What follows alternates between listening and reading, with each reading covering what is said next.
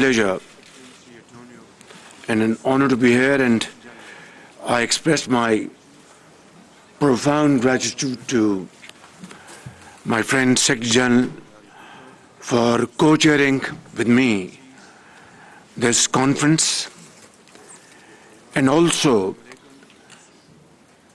I want to convey, Secretary General, the deep feelings of the people of Pakistan, the way you have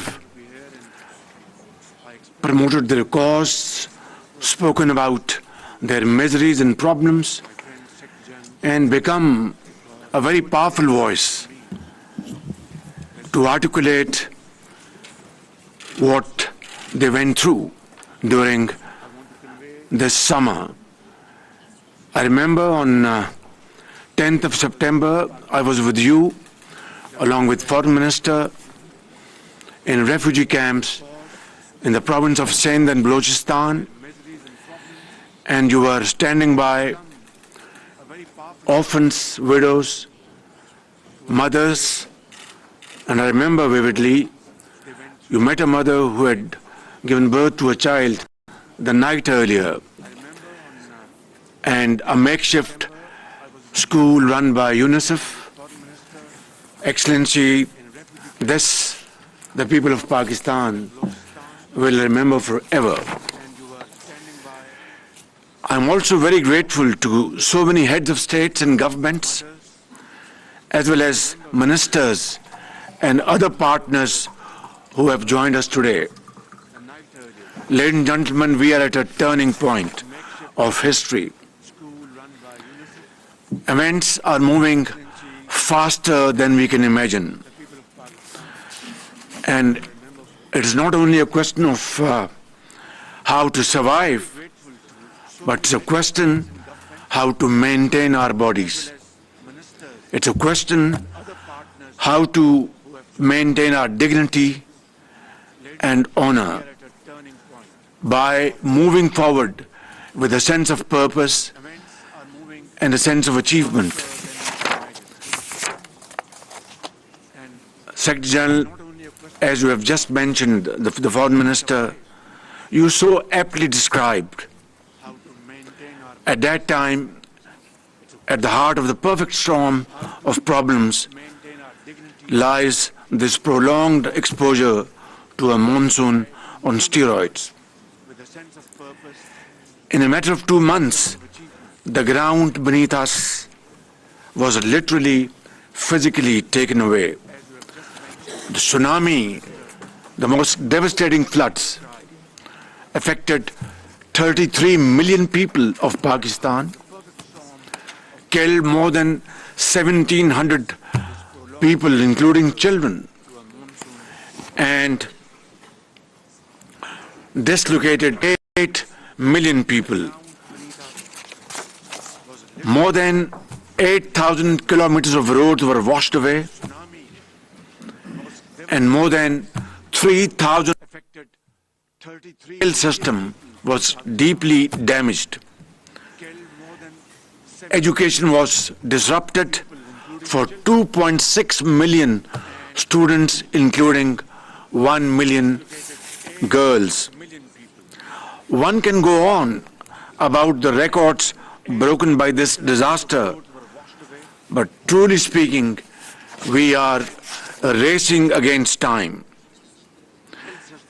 We are very grateful to the generous support extended to my country by the United Nations, the World Bank, the Asian Development Bank, the IMF, the AIIB, and the European Union, as well as many friendly countries around the globe. However, relief work is yet not over, especially in parts of Sindh and Balochistan.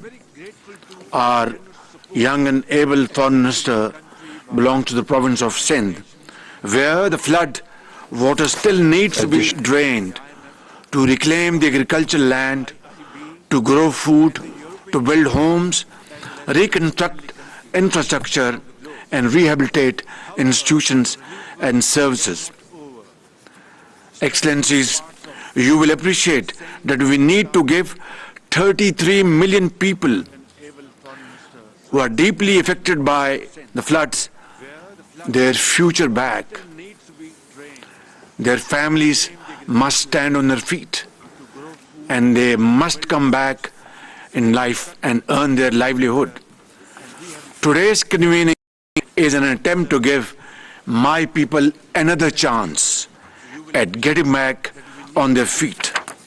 Last October, in collaboration with our development partners, we prepared a post-disaster needs assessment, PDNA, that calculated the total destruction and economic losses from the floods to exceed $30 billion, which is 8% of Pakistan's GDP, pushing 9 million people into abject poverty. Excellencies, the Pakistani nation, as well as the state, has responded courageously to this catastrophe. Those who had little came forward to help those who had lost everything. Millions volunteered to feed, clothe and shelter their unfortunate brothers and sisters. 20,000 troops, hundreds of helicopters, aircrafts and motorboats were mobilized for round-the-clock rescue operations. And in that, I count those wonderful contributions from our friendly countries in the Middle East, in Europe, Far East, and from other parts of the world. They saved thousands of lives and quickly restored disrupted communications. All resilience funds were repurposed to provide cash grants of over $400 million to more than 2.7 million households.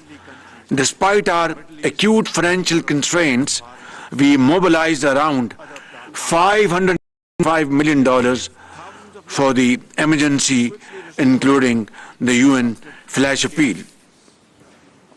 Excellencies, the one lesson we have learned is that nothing can go back to business as usual. Tough choices will continue to be made, and I am painfully aware that a taxonomy of harder and harsher reforms will make lives on the Pakistani streets and villages harsher than ever before.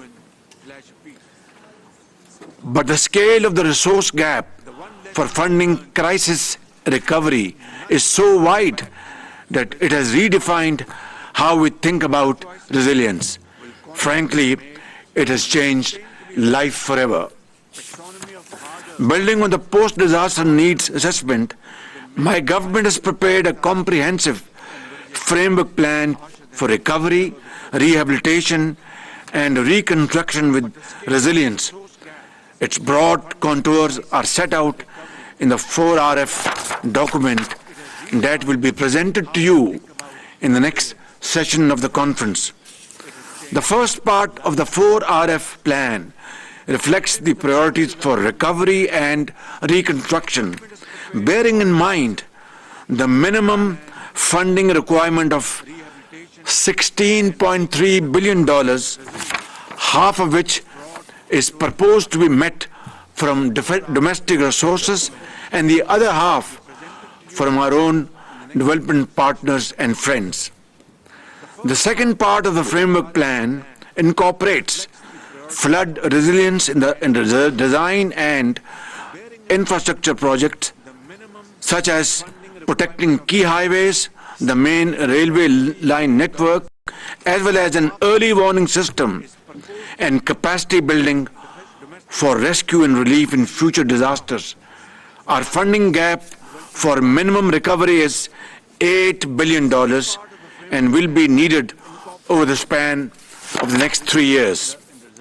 Excellencies, it is clear that Pakistan's ability to recover from the colossal flood disaster, to restore critical infrastructure and revive rapid economic growth will hinge substantially on the speed of these actions.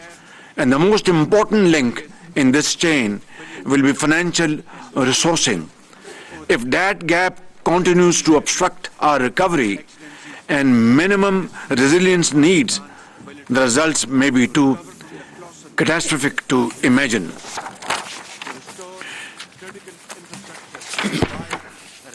This conference is not just about helping to rebuild the lives and livelihoods of the people affected by global crisis. In fact, it is about the solidarity and vision needed to ensure the world's transition to a sustainable future, not just on paper or PowerPoint, but on the ground, in schools, in the fields, in businesses, in industry and homes. Even as we plan for a future of resilience, the shocks that disaster bring can never be wholly accounted for, but resilient societies look for the light of opportunity in the darkness of disaster. It is precisely this kind of strategic reset that I'm trying to kickstart today in seeking your support for a recovery plan for the people of Pakistan who are, by the grace of God, very resilient.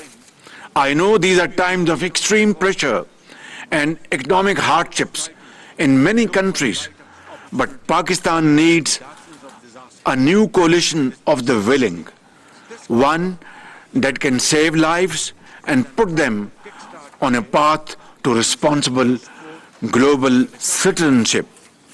Ladies and gentlemen, what I'm asking of you is more than a rebooting of your compassion for humanitarian relief needs.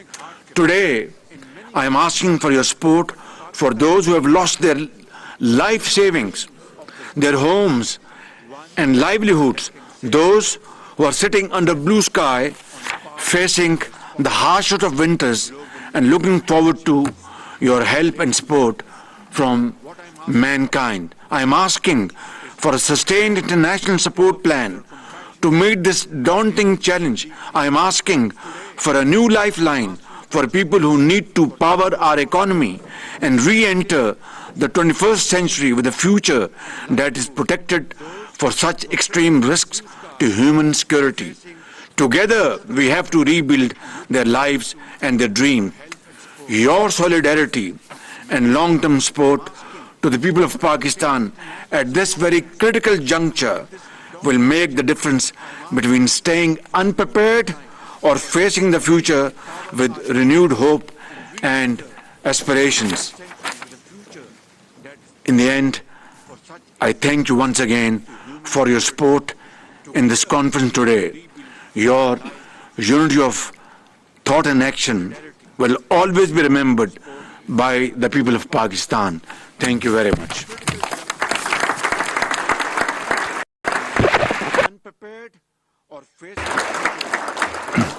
Thank you, sir, and thank you for your leadership.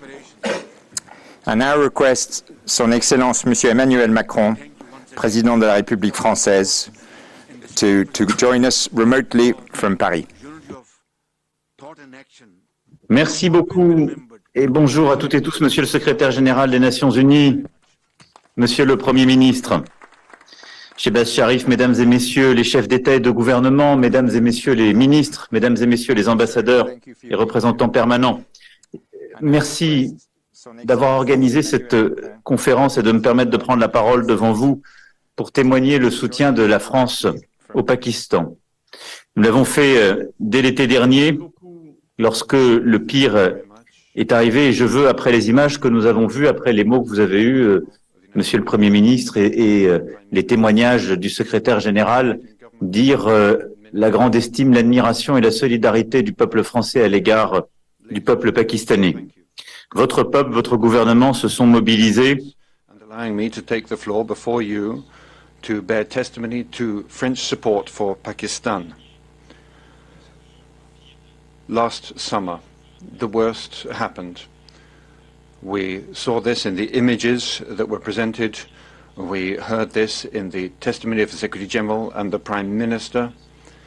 The great esteem and respect of the French people has been won by the people and government of Pakistan when they were mobilized with great strength and courage after they saw and suffered the direct impact of climate change. I'd like to hail the World Bank, the UNDP, the United Nations, the Asian Bank for Development, and the 4RF, a high-quality matrix, a framework for deploying efforts for recovery with assistance from the international community in Pakistan.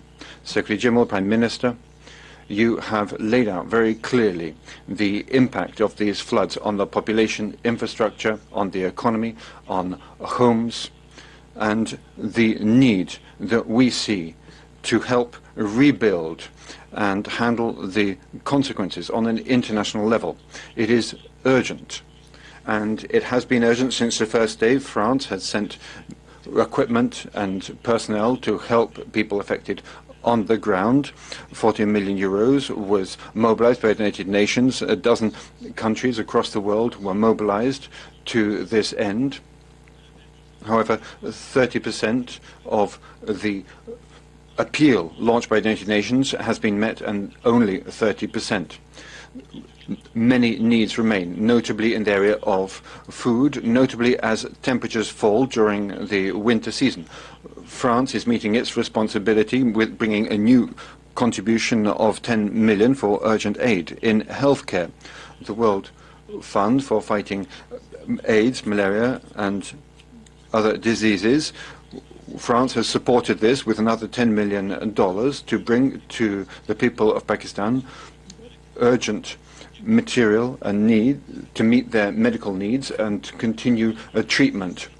Another component is resilience, ensuring that the country has the ability to meet its needs. These problems will not vanish in the short term when a country is exposed to such a great shock.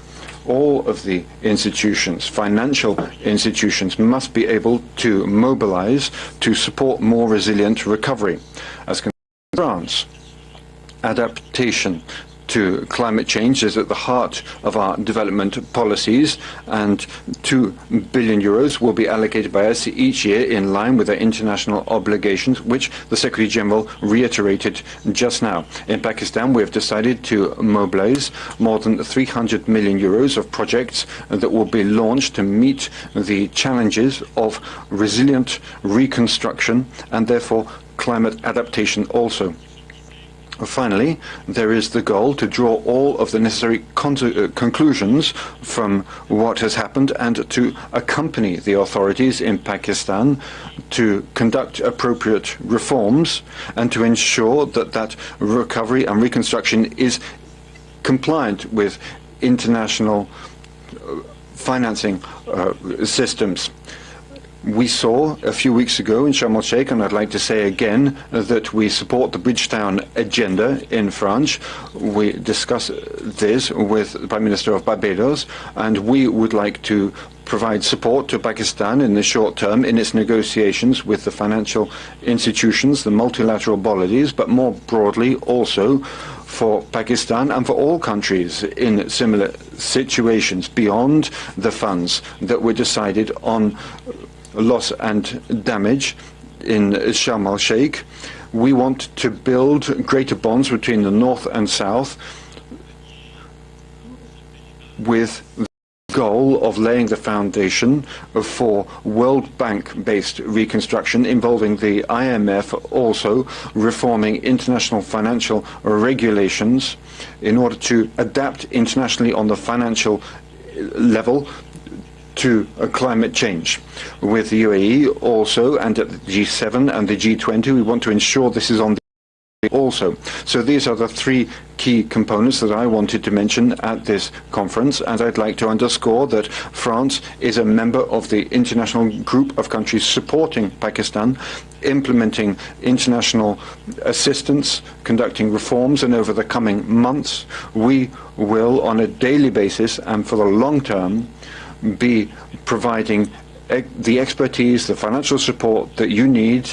We will be shoulder to shoulder with the people of Pakistan and also learning from what has happened and adapting for the future. Prime Minister, on a personal level, I would like to offer our full support, and I would like to ask you that you can transfer to the people of Pakistan the support of France and the French people. Thank you. Selamlıyorum. Değerli kardeşim Başbakan Sayın Shehbaz Sharif'e ve Birleşmiş Milletler Genel Sekreteri Sayın Guterres'e nazik davetleri için teşekkür ediyorum. Geçtiğimiz aylarda yaşanan sel felaketleri nedeniyle Pakistanlı kardeşlerimize bir kez daha geçmiş olsun dileklerimi iletiyorum. Hayatını kaybedenlere Allah'tan rahmet, yakınlarına sabrı cemil, yaralılara acil şifalar niyaz ediyorum. Türkiye olarak tarih boyunca hep olduğu gibi bu zor gününde de Pakistan halkını yalnız bırakmadık. 15 uçak ve 13 trenle gönderdiğimiz 7.500 tondan fazla insani yardım malzemesi. Sisters in Pakistan due to the flood disasters in the past months.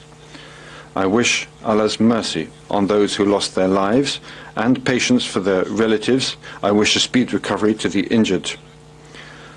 In Turkey, we have stood by the people of Pakistan during their difficult days, as we have always done throughout history. We delivered more than 7,500 tons of humanitarian aid, which we sent on 15 planes and 13 trains. In addition, we shared the products we obtained locally with the disaster victims. We also sent 2 ships bearing more than 1,630 tons of humanitarian aid. I believe that with the arrival of these vessels at their ports, the troubles of our Pakistani brothers and sisters will, to some degree, be alleviated. Immediately after the floods, our Interior and Environment Ministers visited Pakistan, along with representatives of Turkey and Afad. Our delegation conducted inspections in the disaster areas and received briefings from the Pakistani authorities. Intense efforts were conducted to meet the needs that were identified and bring the issue to the attention of the international community. With the efforts of Turkey, as well as other countries and international organizations, we see that the people of Pakistan are now beginning to recover from their suffering. However, it remains clear that more collaboration and cooperation is needed in the face of the devastating effects of the climate crisis. Climate change and the challenges it produces are a common concern of all humanity. The disaster in Pakistan once again demonstrates what devastation climate change can cause. The struggle against these and similar disasters must be continued in solidarity with the framework of our chosen strategy. Turkey fulfilled its responsibilities in terms of contributing to this global struggle. In addition to the disastrous reconstruction of all disaster-prone locations in Pakistan in a climate-resilient way can avert additional suffering. Turkey stands ready now to contribute to meeting the immediate needs of disaster victims in Pakistan, as well as supporting the reconstruction process. In this context, Turkey continues to remain in contact with the Pakistani authorities. AFAD and Turkish NGOs are also showing the necessary sensitivity in delivering humanitarian aid. I believe that our Pakistani brothers and sisters, who have faced many difficulties throughout history, will, inshallah, easily overcome this period of trouble. Turkey will continue to stand by the brotherly Pakistani people in the coming period, as we have done in the past. May Allah keep our Pakistani brothers and sisters safe from all future disasters and calamities. Finally, I hope that the conference will increase global support for Pakistan.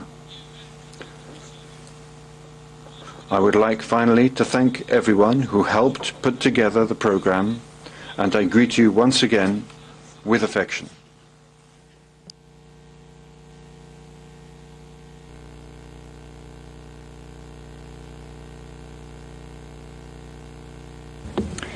We will now hear a video statement from His Excellency Mr. Jonas Gahr Støre, Prime Minister of Norway.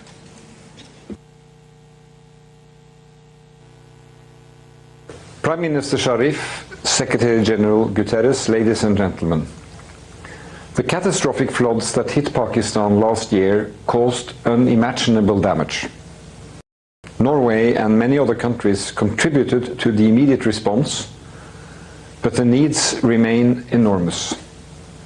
We must do more to find collective solutions to the foremost challenge of our times, climate change. In following up the decisions taken in Sharm el-Sheikh, we will maintain our direct support to Pakistan in the period ahead and focus our attention on helping those whose lives have been devastated by climate change.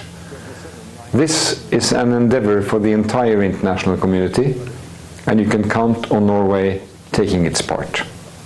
Thank you and good luck. In following up the decisions taken...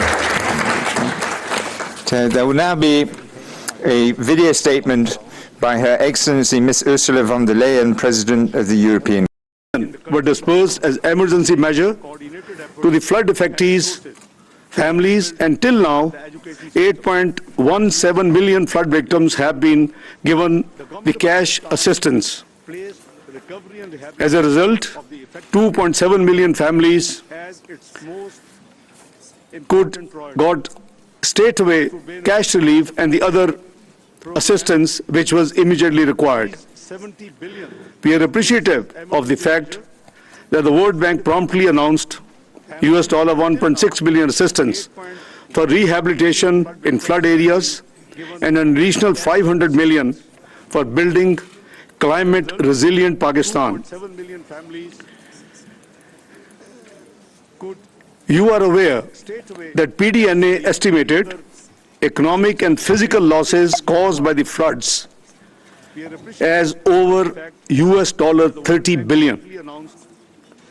According to their calculation, which are jointly conducted by World Bank, UNDP, European Union, and Asian Development Bank with the assistance of the Planning Ministry of Pakistan, their calculation of the needs for the rehabilitation and reconstruction work is $16.3 billion. We have been working to obviously plan this reconstruction and rehabilitation work over the period of 3 years with at least half of the requirements to be met by Pakistan's own system and assistance. Our GDP, keeping in view of the size of the GDP, we believe that over the next 3 years period for this phase of reconstruction and rehabilitation, we should be able to contribute $8 billion out of the $16.3 billion to carry out this rehabilitation and the reconstruction work. The support from the friendly countries and the multilateral donors will not only help with flood relief and rehabilitation effort, but will also create fiscal space and external debt sustainability for the country, reinforcing its efforts to implement the ongoing IMF program. The climate change has led to devastating spillover impacts on Pakistan. This is a major exogenous shock representing a global public externality. Pakistan contributes less than 1% of greenhouse gas emissions, but yet it has found itself at the center of climate change-induced devastation in the form of catastrophe of the floods last year. Concerns about food security are paramount. Social stability is also a concern amid high energy prices, inflation, and macroeconomic policies. Excellencies, ladies and gentlemen, I want to make it clear that Pakistan remains committed to its international obligations and is on track regarding our macroeconomic fiscal reform agenda, which focuses on increasing our revenues, increasing on social sector programs, decreasing expenditure wherever we can moderate, and creating thereby more fiscal space for the reconstruction rehabilitation phase, which we have to undertake in the next 3 years. Pakistan is right now facing challenges on account of additional outlays incurred and projected for the flood-related rescue, relief, and rehabilitation needs. Existing limited space negatively impacts Pakistan's ability to provide resilience and determination to all those affected by the natural disaster. While appreciating the resilience and determination of the people of Pakistan, it is obvious that they need help and global cooperation, which we are thankful to all those who have been extending and communicating to us. Pakistan is carrying out the fiscal reforms necessary for long-term recovery and sustainability. However, we believe that we urgently need short-term assistance as we navigate through a number of challenges. We hope that our friends, partners, and supporters, as always, stand with us by providing the required assistance during this most critical phase of Pakistan. Excellencies, ladies and gentlemen, Pakistan's urgent expectations from this conference is not only merely a commitment of resource for rehabilitation and reconstruction in the short to medium term, but also we are looking forward for on-budget inflows and assistance during the remainder of the current fiscal year, in order to make it possible for the government of Pakistan to continue providing the much-needed relief to the flood affectees of 33 million people in Pakistan. Let me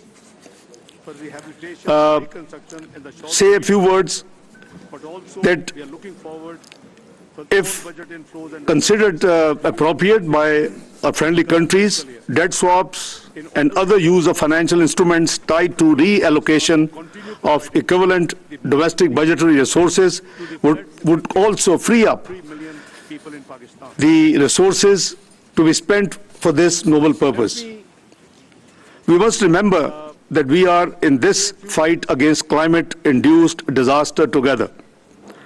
There is only one world, and we must work together to support each other in times of crisis.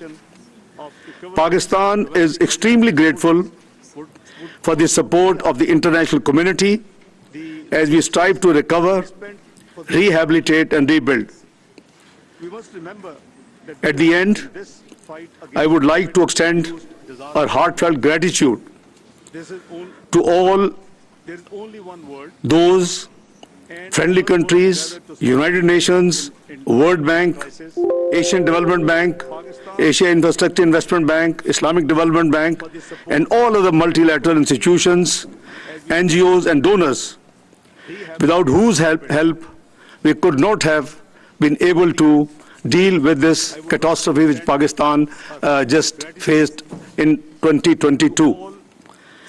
I'm extremely grateful to all of you, and thank you for patience listening. God bless you all. Thank you. Very kind.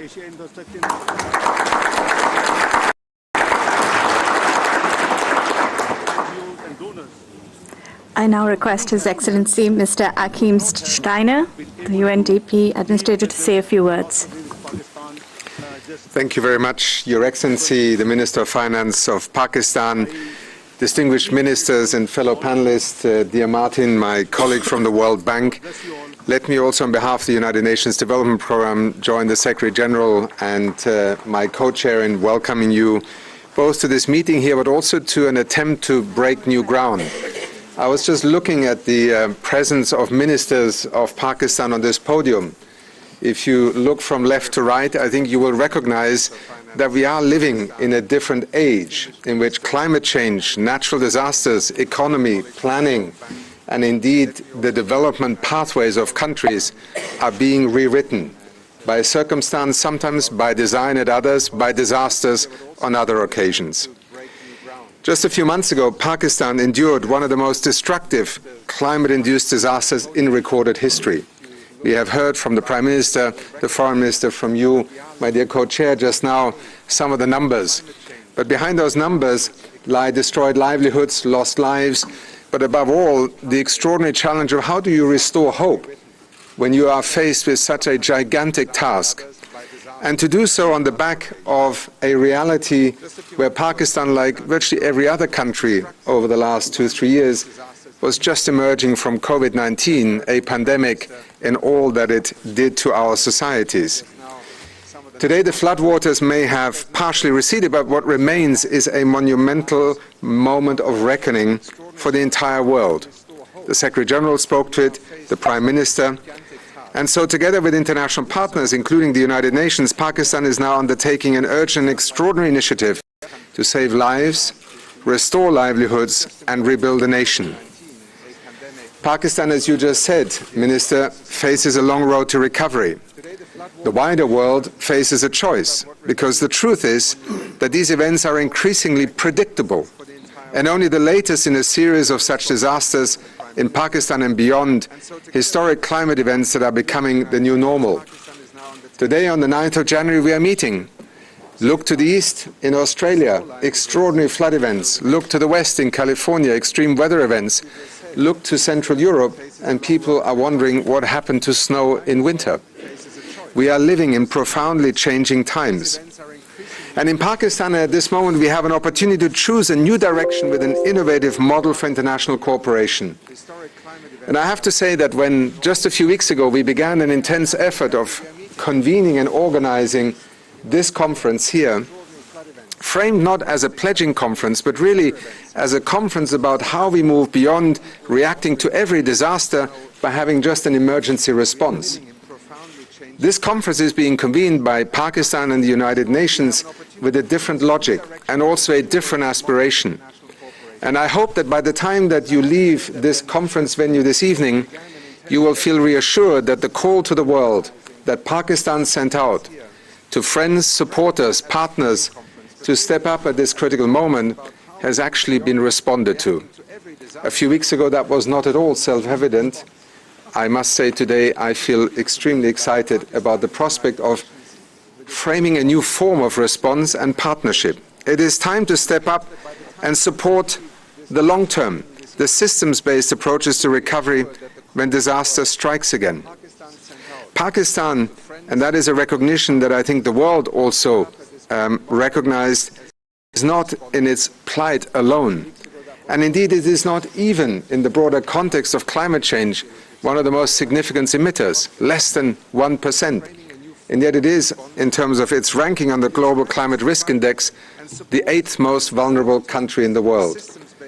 And to those who say, well, is climate change and flood events really linked?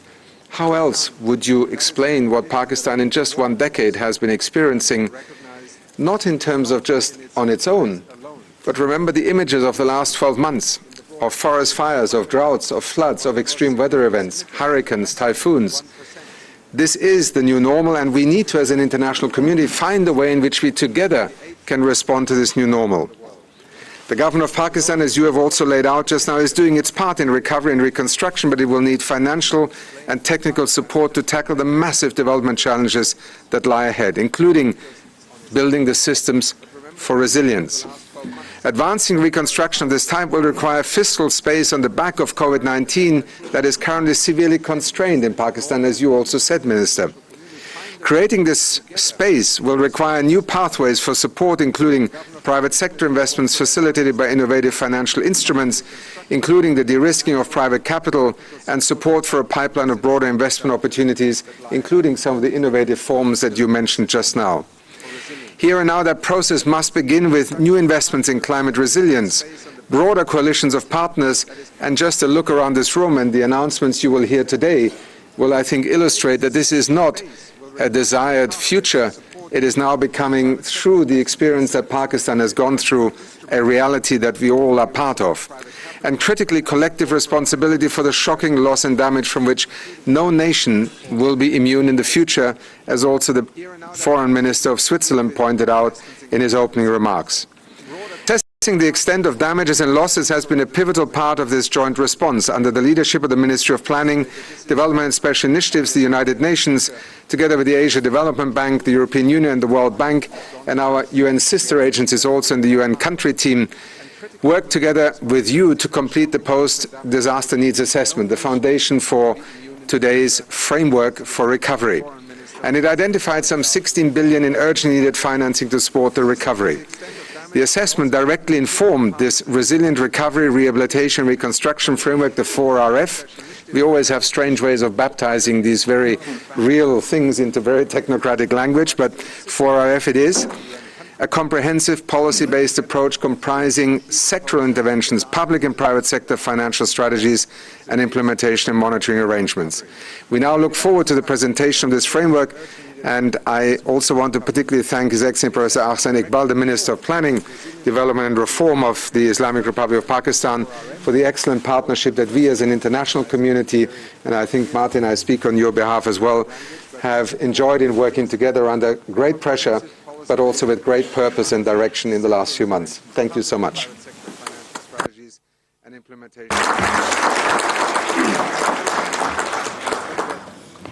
I now request His Excellency Professor Ahsan Iqbal, Minister for Planning, Development and Reform of the Islamic Republic of Pakistan, to say a few words. The excellent partnership that we as an international community, and I think, Martin, I speak on your behalf as well, have enjoyed in working together under great pressure, but also with great purpose and direction in the last few months. Thank you so much. Excellencies, distinguished guests, ladies and gentlemen, I thank you all for coming here. Excellencies, distinguished guests, ladies and gentlemen, I thank you all for coming here today to express solidarity with the people of Pakistan who have experienced worst climate disaster of recent times.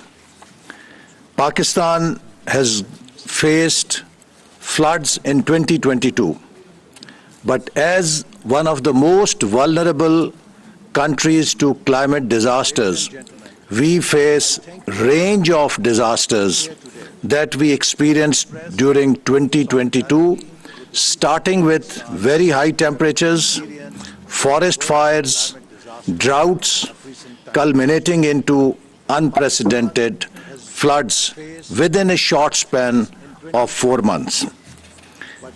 Pakistan's disasters like torrential floods, glacial lake outburst flood, and just to mention that Pakistan has the highest snow after North Pole and South Pole in its northern areas, which is at the danger of melting and causing glacial lake outburst floodings.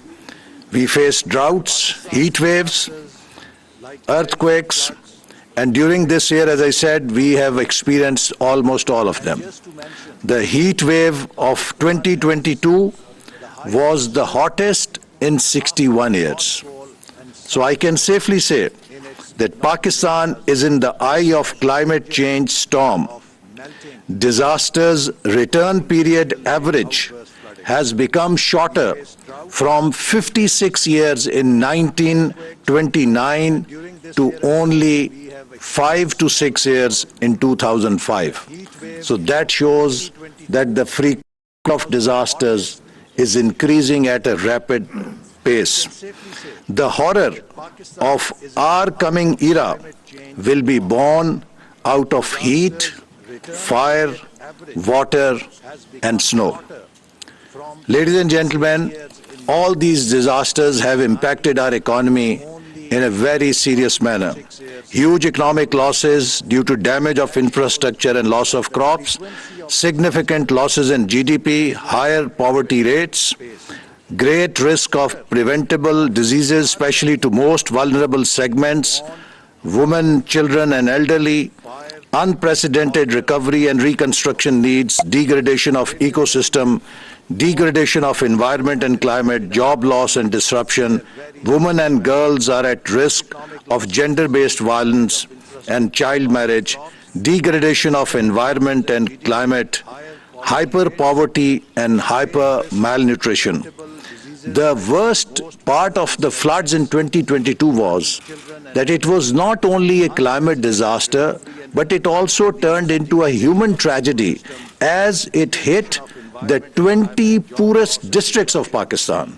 So those people who were already poor, who were already malnourished, have been thrown into a cycle of hyper-poverty and hyper-malnutrition. Next, please.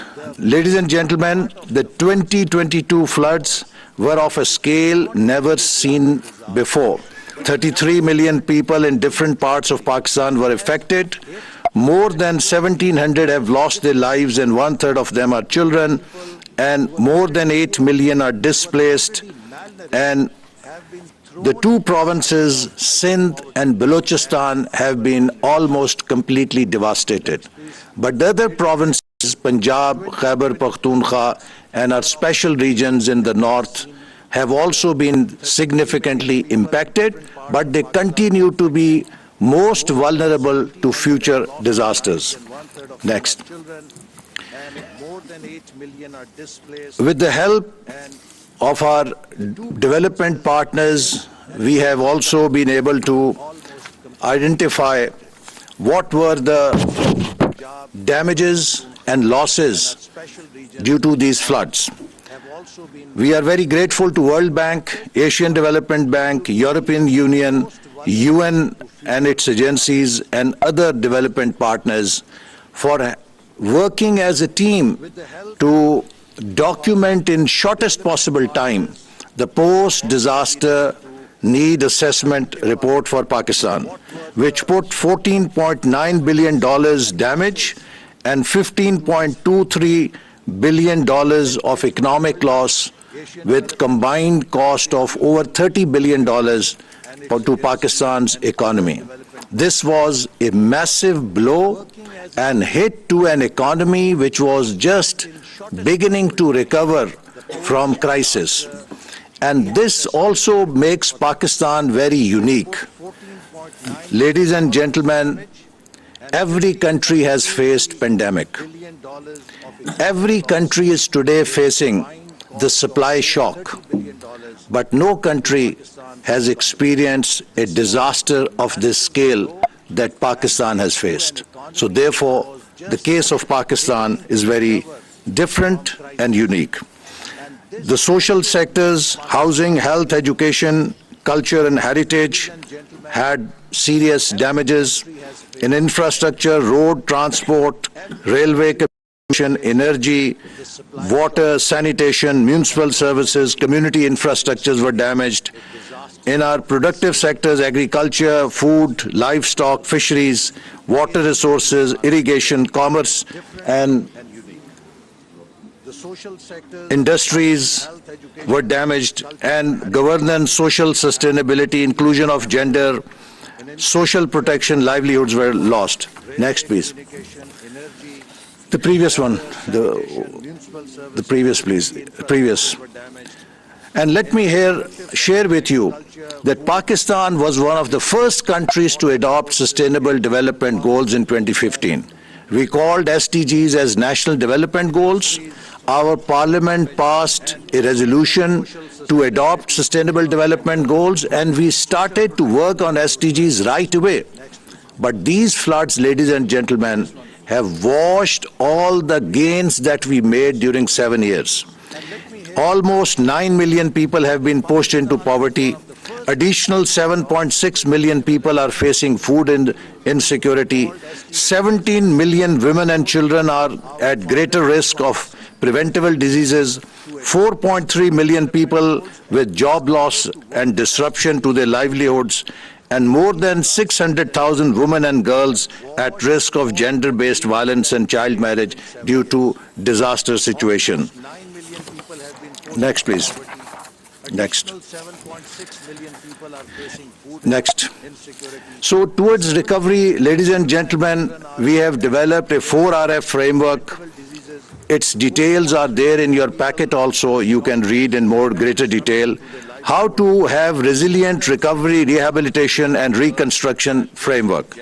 The vision is an inclusive and resilient recovery through a whole of Pakistan approach leading to sustainable development for the people and the country. The objectives are to improve governance and enhance capacity of state institutions to face the disasters and mitigate against them, restore livelihoods and economic opportunities, ensure social inclusion and participation in all aspects of recovery and related development, restore and improve basic services and physical infrastructure.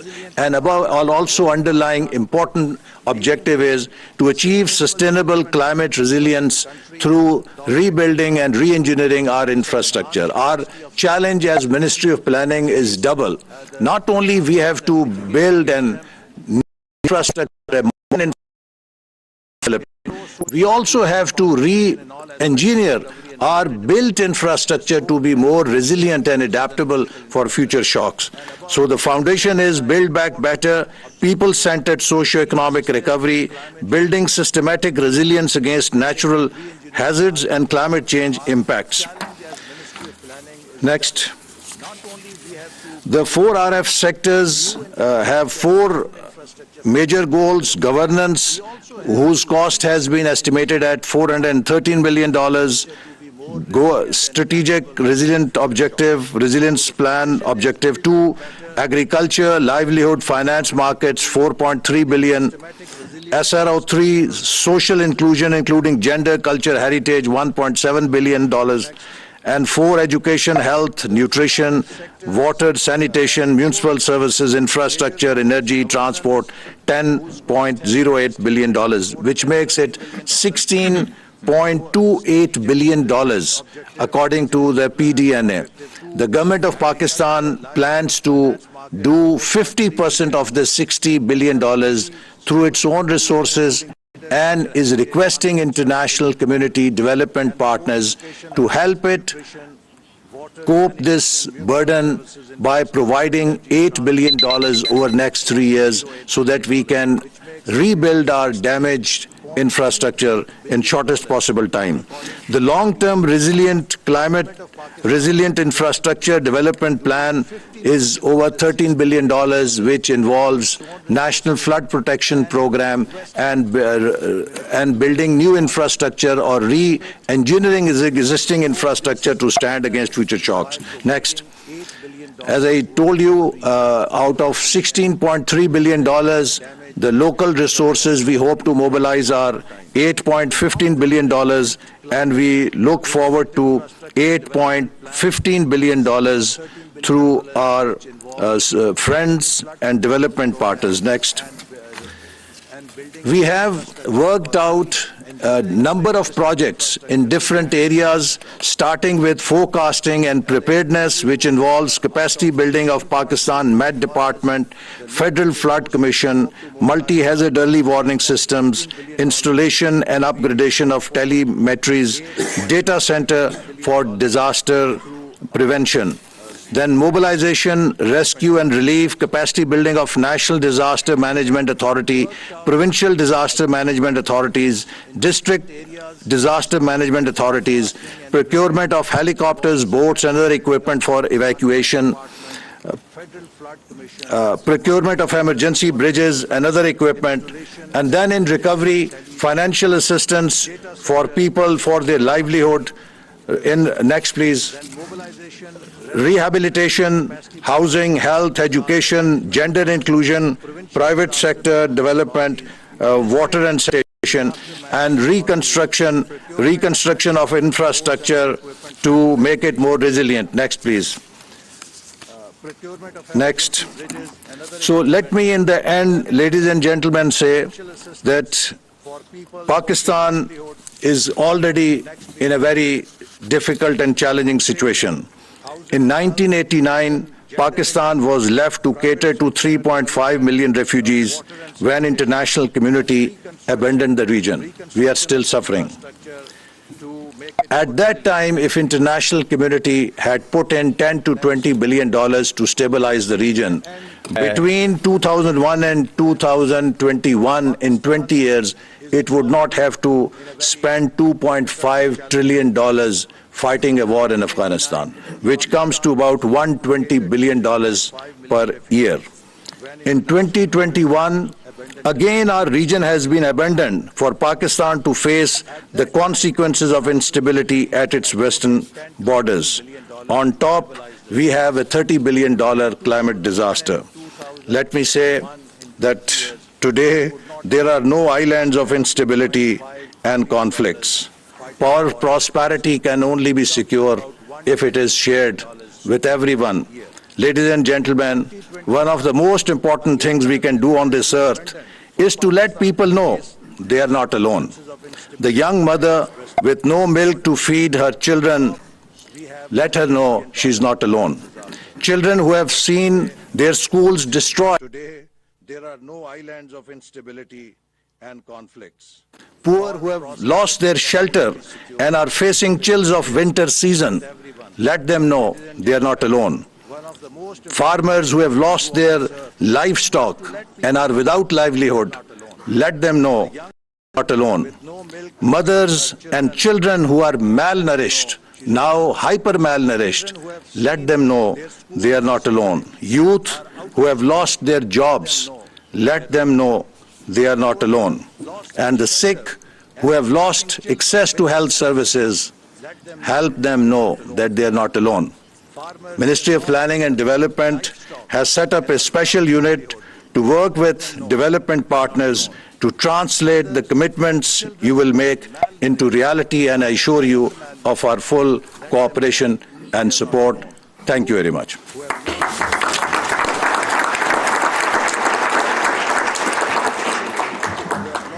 I now request Her Excellency Ms. Sharif Rahman, Minister of Climate Change of the Islamic Republic of Pakistan, to say a few words. Thank you very much. Excellencies, ladies and gentlemen, I distinguish co-chairs Achim Steiner and Minister Ishaq Dar, fellow ministers here from Pakistan, ladies and gentlemen, friends of Pakistan, thank you for your patience, your time, and your commitment for bringing your value system here today. It is obviously the moral engine of recovery for all and the coalition of the willing that the Prime Minister of Pakistan spoke about that brings this convening to the kind of critical mass we see today. So thank you for your commitment for working and assisting with recovery for all. I know that we have been describing our 4 hours recovery. We have also been talking about the catastrophic climate-induced floods that you saw about. You saw a video, you've been hearing about the disaster statistics. So I won't repeat. I believe brevity can be also a part of the solution. You do know that Pakistan, it has been established that Pakistan is on the front lines of a very clear extreme weather and climate precipice. People have spoken here about how many of your countries, and again we come to the first cascade of thanks, which will be followed later by the Minister EAD, who were there on the ground. In the phase of humanitarian disaster, my co-chair and of course the UNDP, the entire UN system, our development partners, the World Bank, all the related UN agencies, ADP, everybody and the UN agencies, Save the Children, many NGOs were on the ground, international NGOs as well as Pakistanis. All had their sleeves rolled up and gumboots on the ground. So we do appreciate all of you who came by, who journeyed to the heart of the catastrophe and saw for yourselves what the monsoon on steroids actually looked like. And of course, the front line of that was the UN Secretary General, who proved to be one of the most powerful advocates for bringing resolve, commitment, and resources to a country that was in shock for many months. Now, ladies and gentlemen, so thank you all, but you saw on the ground, many of you have heard also that Pakistanis are a resilient people. But, as you saw in the video, for Pakistan, the peril is not over. 8 million still live in inundated areas, particularly the province of Sindh, and a homeless winter for many. 20 million are still affected, which is, again, 3 times the size of many countries. And this winter has brought the 19th century back to the human health experience. It has brought dangers and risks that humanity had forgotten how to plan for. It has brought perils to Pakistan that this century had stopped accounting for.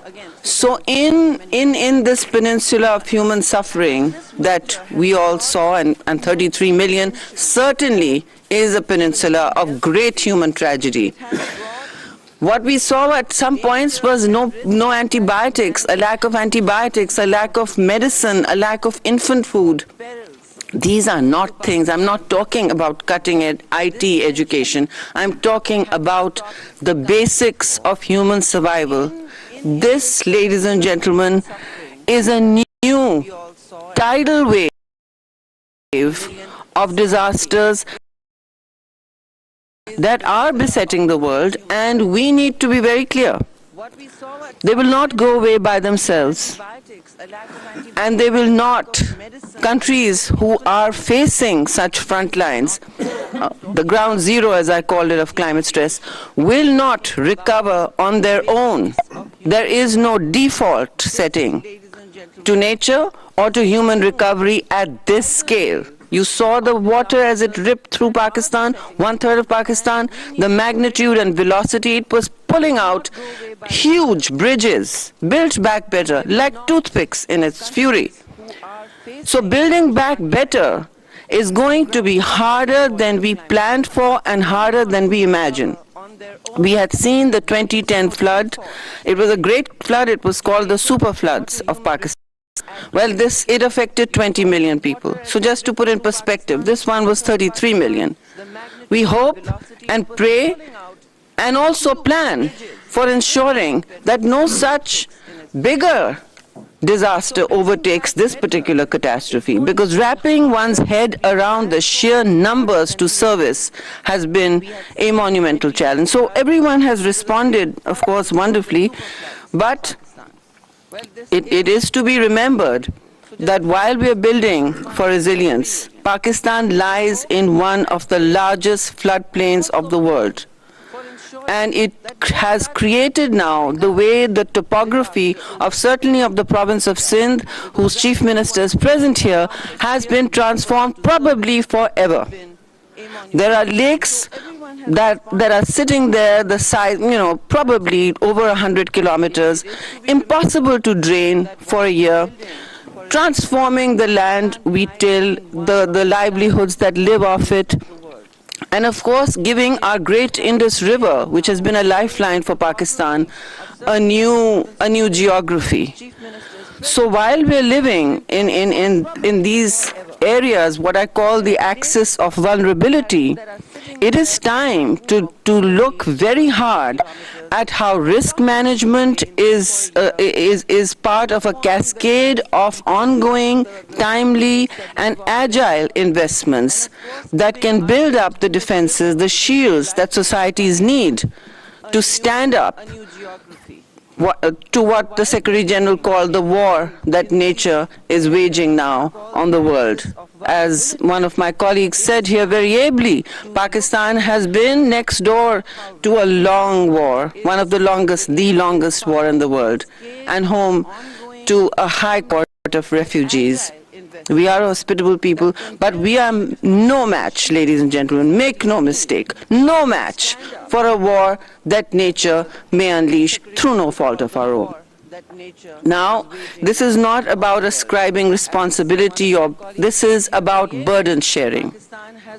We are seeking to build that coalition of the willing to do what the Prime Minister very succinctly stated, to kickstart a strategic reset in how societies think about resilience and sustainability, in how societies work across borders as nation states and people, to create new islands of resilience that grow to become a planet that we can be confident to inhabit for the future without risk.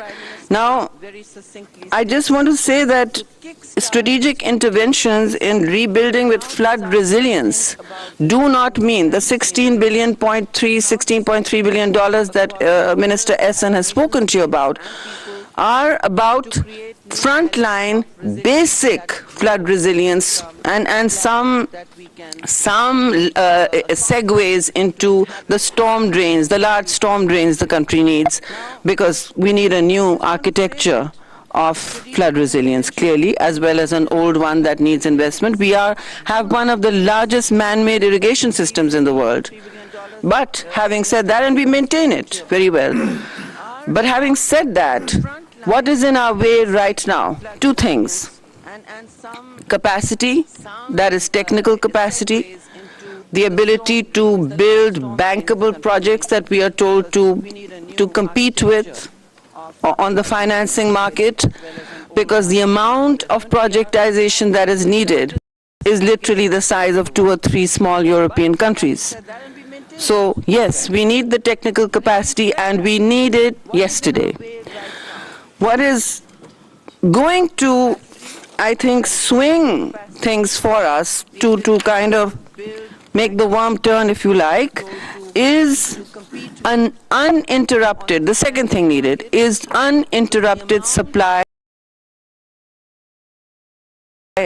of funding and resources. Now, when I say uninterrupted, what I mean is when that link is broken in the chain of funding, when a province, when a district, when a people, when a community has to wait, and a project has begun, it is lying there, someone, as we call them, as PC1s on paper, it does not translate into a defense by the next time the disaster rolls round, because the province, then that district, because all adaptation eventually is local, it must be local, it must have feet on the ground, will not catch on or have built that resilience by the time the next summer rolls round.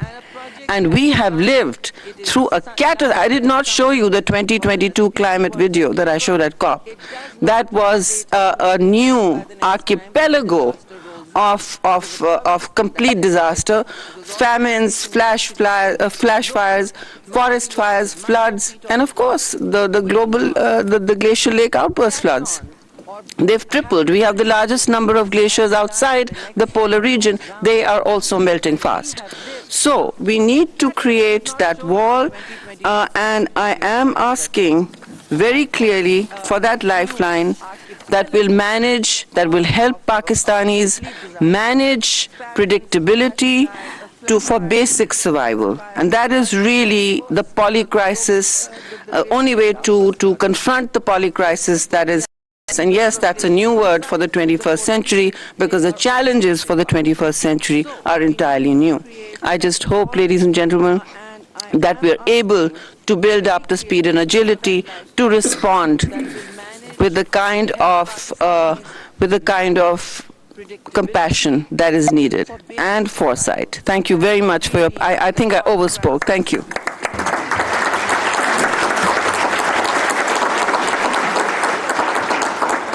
I now request His Excellency Mr. Ayaz Sadiq, Minister Economic Affairs Division, Government of Pakistan, to say a few words.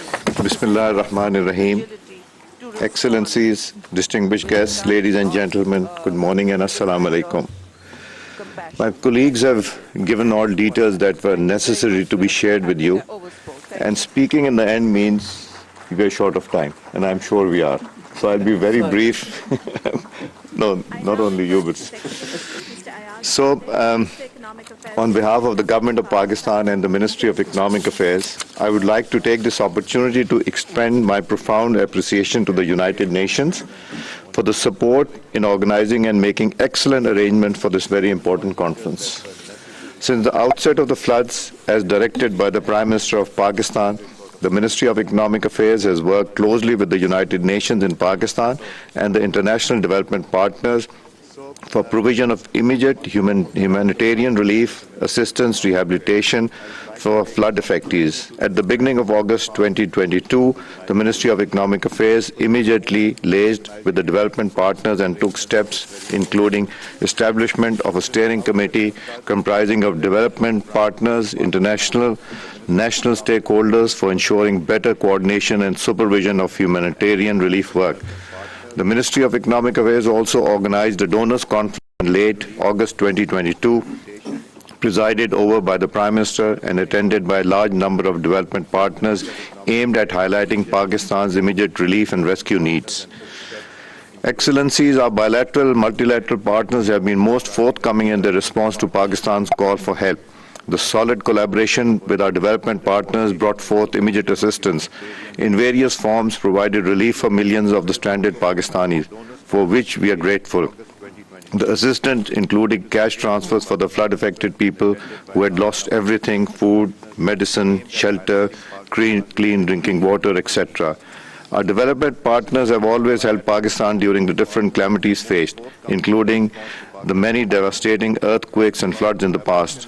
Although I would have preferred to have thanked each development partner for having supported us during the difficult times, yet that would have taken a lot of the allocated time. The Ministry of Economic Affairs, being the government's main arm for coordinating international assistance, continues to fulfill its role monitoring, supervising the inflow of aid. It is pertinent to mention that Prime Minister of Pakistan has given directions for vigorous scrutiny and monitoring, ensuring complete transparency in the utilization of the valuable assistance provided by our development partners. It is with this promise that we will continue to partner with the international community in implementing the 4RF and planning ahead to meet challenges of climate change. The government of Pakistan looks forward to significant support from its development partners in rebuilding Pakistan in the aftermath of the devastation caused by the floods. In this regard, the Ministry of Economic Affairs Division will adopt a robust system for monitoring and work with the international development partners, ensuring proper follow-up on the assistance pledges made during the conference. The effective and efficient utilization in Pakistan, leading to focused people-centric development and resilient rehabilitation and reconstruction process. I would once again like to express my sincere gratitude to the United Nations for organizing this conference and to the international development partners for their continued support. I tried my best to read as quick as possible, in shorthand in fact, and I've omitted a few things which I wanted to say so that we'll save time. Thank you, co-chairs.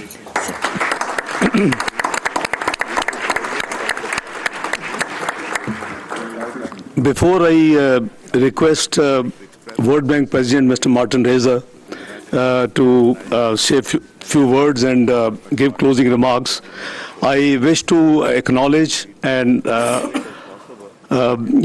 thank him for his very quick arrangement of the round table at the time of annual meetings in Washington last October, post-flood episode which Pakistan suffered. Thank you, Mr. Reza, once again. Floor is yours for the closing remarks. Thank you.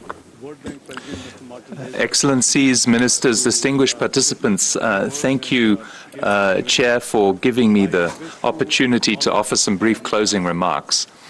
The 2022 floods were an unprecedented disaster, as I was able to witness firsthand in Sindh province last September. Let me begin by congratulating the ministers and all the Pakistani authorities for your leadership and speed, both at the federal and provincial levels, in the immediate relief and humanitarian response. Let me also commend you in how you are planning and framing the massive reconstruction efforts as outlined in the presentation of Honourable Minister Iqbal just now. The World Bank has worked closely with the Asian Development Bank, the European Union and the United Nations in supporting preparation of the post-disaster needs assessment and parts of the resilient recovery, rehabilitation and reconstruction framework, the 4RF. And I trust I speak also on behalf of all of us in thanking you for the good partnership. The framework sets out a clearly prioritized and sequenced set of activities over the short, medium, and long term. Its ambition matches the sheer magnitude of the disaster that has hit your country, including through the PDNA's estimates of damages and losses. We welcome the fact that the first strategic objective of the 4RF relates to the governance, institutional transparency, and capacity aspects of the reconstruction effort. These will be absolutely essential to make the reconstruction journey a success, and you can count on all of us to support you to implement these principles and help ensure a well-targeted, efficient, and transparent reconstruction process. The 4RF document represents an important foundation for our joint efforts over the coming months and years. I understand it is a living document which will be enriched as specific reconstruction projects crystallize further. We're pleased that a number of these projects, including in the provinces, have already started and have been designed following the 4RF principles. We also welcome the government of Pakistan's long-term vision to ensure national resilience to climate-induced disasters. The Prime Minister and Honourable Minister Sherry Rahman talked of a strategic reset. Indeed, the costs of doing nothing are just too high.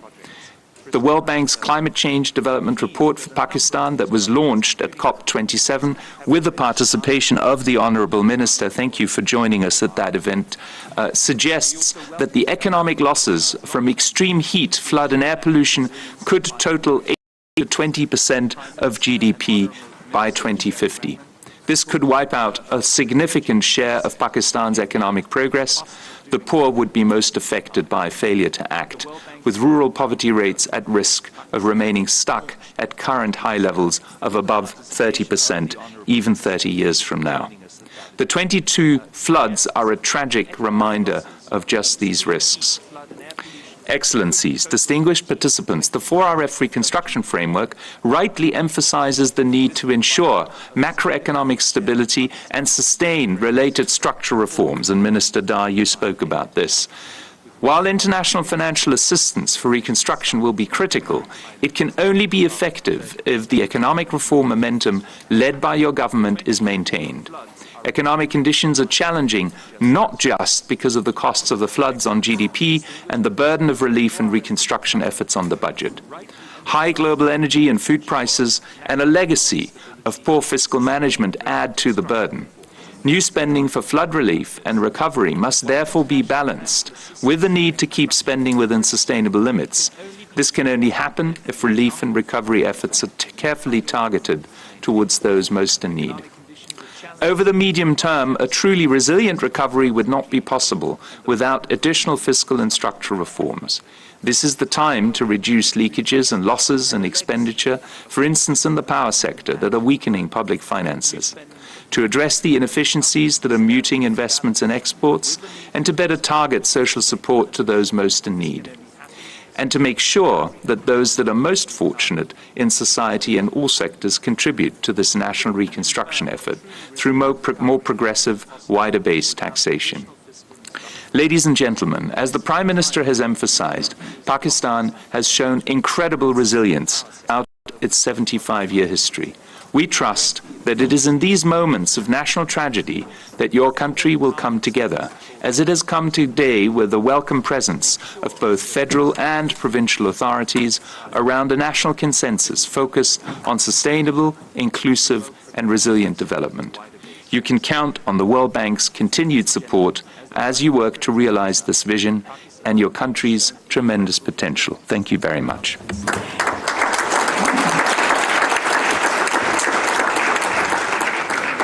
Thank you so much, Mr. Heiser. Before we take a coffee break, please bear with me for a minute for just some housekeeping practical announcements.